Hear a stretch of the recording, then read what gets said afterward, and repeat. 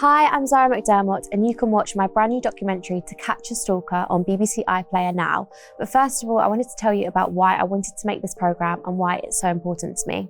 Stalking is a growing crime we're hearing about more and more. But honestly, some of the stories in the news and online are truly terrifying. I did get to a point where I was going to sleep with a kitchen knife. He won't let her go without intervention. He'll kill her. I feel like stalking is an ever-evolving crime. There's a real blurred line between harassment and stalking, and you can really see how people can edge from one crime to the other. Stalking can sometimes be glamorized. Stalking behaviors can be glamorized in movies, on TV shows, and we need to be better at calling each other out on that behavior, but also identifying it early on. We shouldn't undermine that behavior. You know, we should see it for what it is, and we should have the ability to support our friends, family, colleagues that are going through that experience, but also maybe call out people in our lives that are exhibiting that behavior themselves. I really feel like this programme will elicit some change.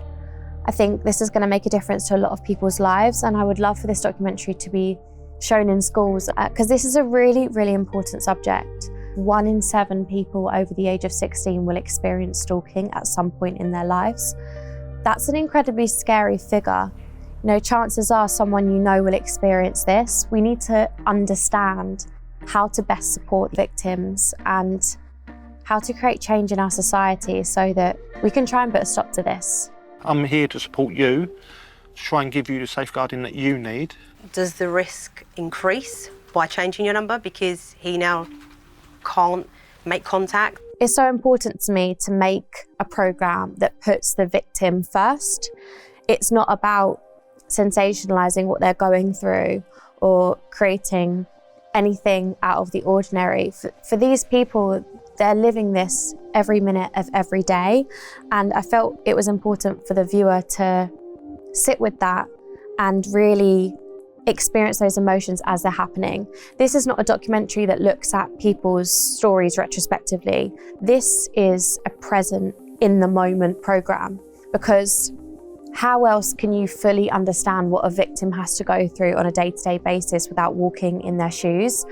That was one of the key reasons as to why I wanted to make this film. One of the things that surprised me most about making this documentary was when I found out that on average people are stalked for 10 years.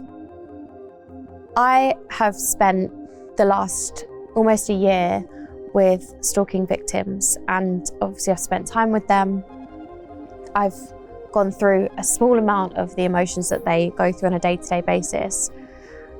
When you imagine that for 10 years, it really hits you that these people's lives are going to be changed forever. Try this safety plan. Oh, situation. So you got to get yourself down here.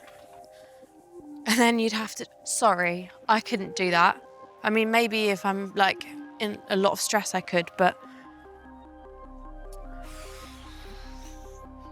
When you see a woman in such a vulnerable state with so much emotion and so much fear, so much hurt, and so much damage, and more specifically, I think, full of self-blame.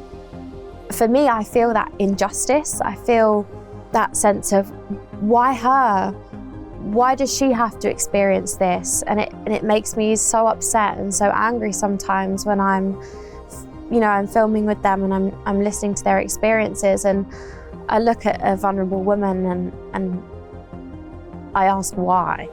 You know, I get to know these women over a long period of time. This isn't just an in and out filming process. This is a long process of many, many months. So you really get to know the people that you're filming with, and I grow a lot of care for these women. So seeing them in distress is really difficult.